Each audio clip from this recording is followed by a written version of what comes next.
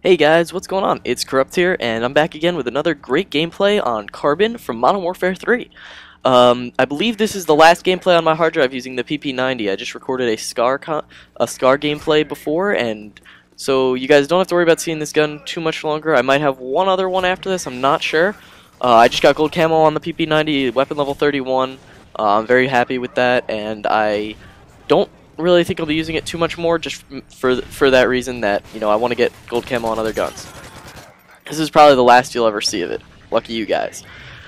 But this commentary, I want to talk about some certain things in Modern Warfare 3. Now, right now, I got my computer set up, and right next to me I got my TV, and I'm appearing offline so people leave me alone, but I got the creative class thing up so that I can talk about the different guns and perks and my exact opinions of every single one that I have unlocked. Right now, I am currently level 69. Yeah, I know, it's funny, isn't it? 69, get it? Huh? If you don't get it, that means you're too young. But anyway, so let's jump right into it. Basically, let's start with the assault rifles. I just want to say a couple things about each one and, you know, my opinions of it and how I feel like they all balance out. So the M4A1, personally, the M4A1, it's always been a great gun to unlock early. It wasn't unlocked early in COD 4, but the M16 was, and the M16 was great. The M4 was unlocked early in this game and Modern Warfare 2, and it was always a great gun to have.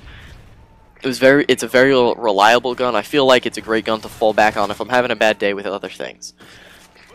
And it's got good power, good accuracy, it's got a little bit of recoil, but it's got a nice rate of fire. I like it. The M16, best gun in COD 4 easily, that or the MP5, that's its only other real competition. It was a great gun in Modern Warfare 2, you know, on par with the FAMAS. It was a great gun in Black Ops, and it sucks. It absolutely sucks in Modern Warfare 3. It's almost always a 2-burst kill, it's got a slow rate of fire. It's, in my opinion, a very bad gun. I really, truly dislike it. So I really don't look forward to using look forward to doing very many gameplays with it. I probably won't be using it that much at all. Next would be the Scar. It's a great gun. It was in Modern Warfare 2, and it still is. It's got good power, good rate of fire, very, very little recoil. It's a great gun. The CM901. This gun is jacked, but it's got absurd recoil. So if you put kick on it, and it's still got good recoil with kick, or not good recoil, but you know, a lot of recoil with kick. If you can handle the recoil, it's a good gun. If you don't think you'll be able to deal with it, very bad choice of a gun. Type 95, I'm not really going to say much about it. It's overpowered. That's that. G36C, it was good in COD 4, and it's really good here. It's a good, reliable weapon, just like the M4. That's pretty much all I'd compare it to. It goes great with a silencer, but if you can't deal with the iron sights, maybe use the attachments weapon perk with a red dot. That's just my opinion. Next is the ACR.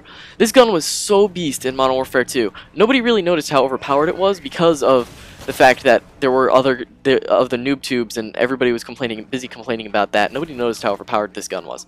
It had no recoil and it was and it did have good power, but it had actually no, it was pretty weak, but it had a really nice rate of fire. This game, it's got a fairly slow rate of fire. You know, it's not so super beast or anything. It got very little recoil, but it's not that strong. Really, I'd rather use the M4 over this. It's not as good as it used to be. MK14, I haven't gotten to use this as much as I'd like, but it's a single fire weapon. It's basically like the M14, but imagine the M14 with no recoil. That's what this gun is. It's beast gun. It's you slap a red dot on here. It's got very little recoil, and it's very, very powerful. I don't have the FAD unlocked. The last gun I'll talk about is the AK-47. Looks really weird just because Infinity Ward decided to make Modern Warfare 3 guns not have any wooden on them or anything for those guns, so it's an okay gun. It's not exactly my favorite. I'd rather use other guns, but for those that like the AK, it's still a good gun in this series. It certainly still is a pretty solid gun. FAD I don't have unlocked, but from what I've used of it in survival mode, it's got a great rate of fire, but it's fairly weak, so we'll see how that plays out in reality. So now the SMGs. The MP5, in my opinion, great fire rate. It's very accurate, but it's not anything like COD 4. It's really weak. I find that I can't pick up the kills that I could with other guns.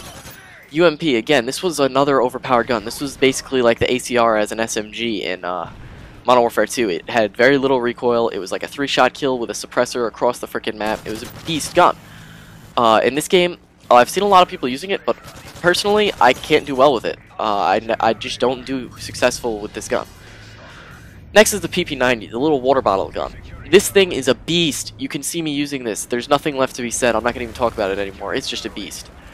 P90, great rate of fire. It's very accurate.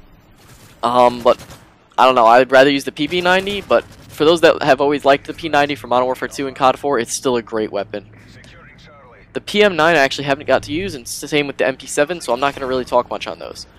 The LMGs, I have never actually used any of them, but I have picked them up off people, and all I can say is that they have absurd recoil in this game, and it's not worth it for their power, in my opinion. I've picked up the PKP, the MG36, and the L86, and they all seem very useless. Maybe that'll my opinions will change, but who knows.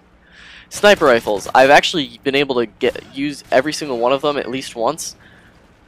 The L118, I like it, but it's nothing compared to the MSR. The MSR is my favorite sniper rifle. If not, then the Barrett, but more people would rather see the MSR. The AS-50 also looks kind of weird, but it's a really nice gun. It has great hit detection, and it's very powerful. Next, the shotguns. Pretty much, I really dislike all of them, but if you had to pick a shotgun, I'd either say the USAS-12, which is the first one, and use it like a single-fire shotgun. Don't waste the whole ammo clip.